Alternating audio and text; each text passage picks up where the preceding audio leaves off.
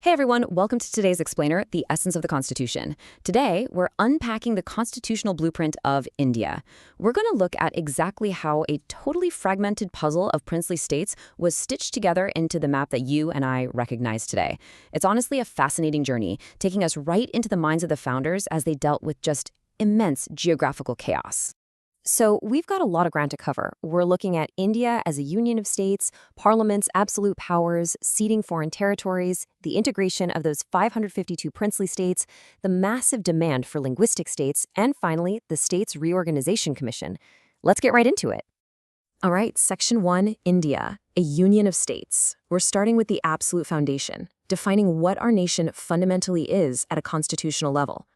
It's kind of like parents setting non-negotiable house rules to keep bickering siblings in line, right? Article 1 sets that ultimate baseline. During the drafting phase, there was actually a big debate over the country's name, so the founders practically compromised by just including both. India, that is Bharat. But here's the really important part. Dr. B.R. Ambedkar purposefully chose the phrase Union of States over Federation. This was a direct message. Unlike the United States, where states came together to form an agreement, Indian states have absolutely zero right to secede. The union is indestructible. Now, this brings up a brilliant technical distinction that you absolutely need to know.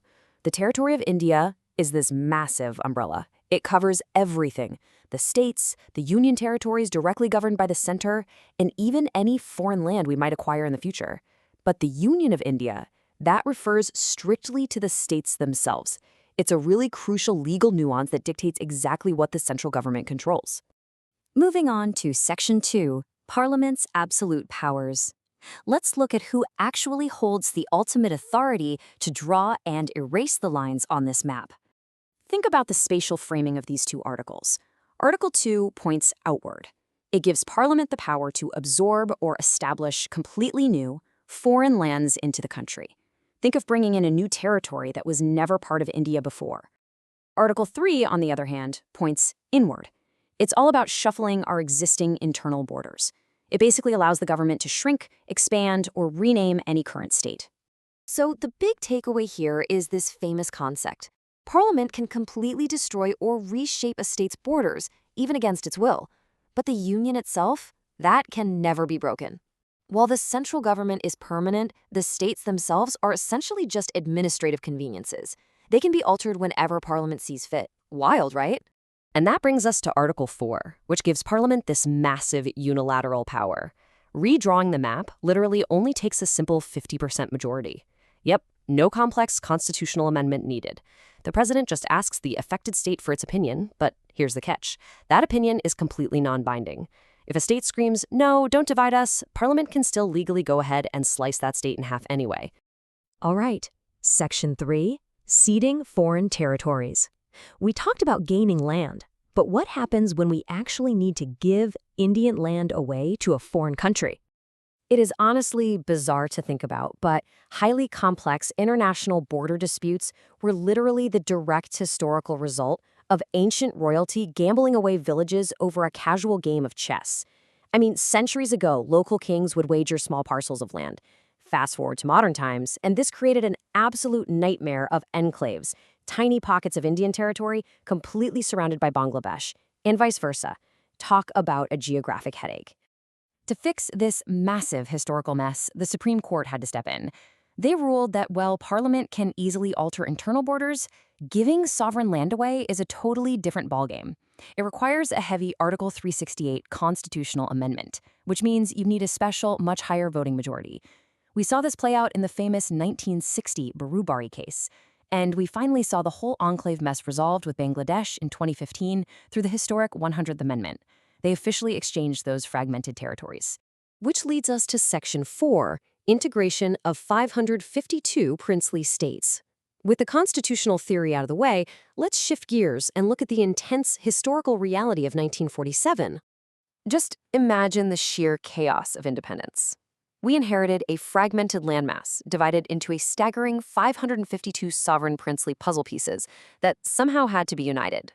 The British left the subcontinent basically telling these rulers, hey, you can join India, join Pakistan, or just stay independent. It was pretty much a recipe for total geopolitical disaster. Now, 549 of those states joined India quietly, mostly thanks to some incredibly intense diplomatic maneuvering.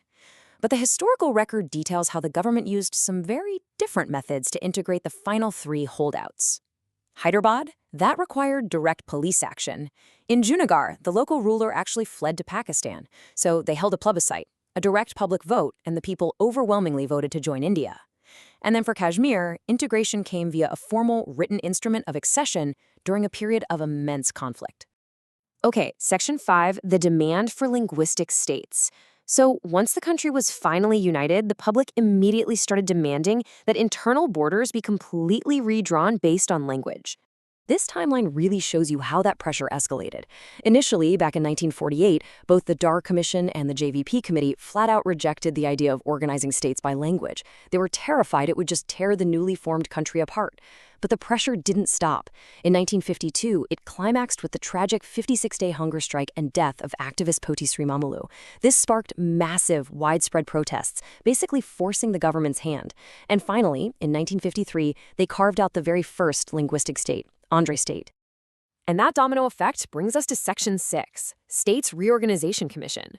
Creating that one state meant Parliament had to systematically rethink the entire country's geography.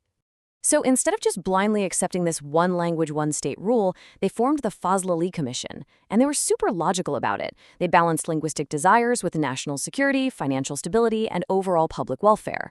I mean, they realized that in a country where the language changes every few miles, using language as the only rule would create total administrative chaos.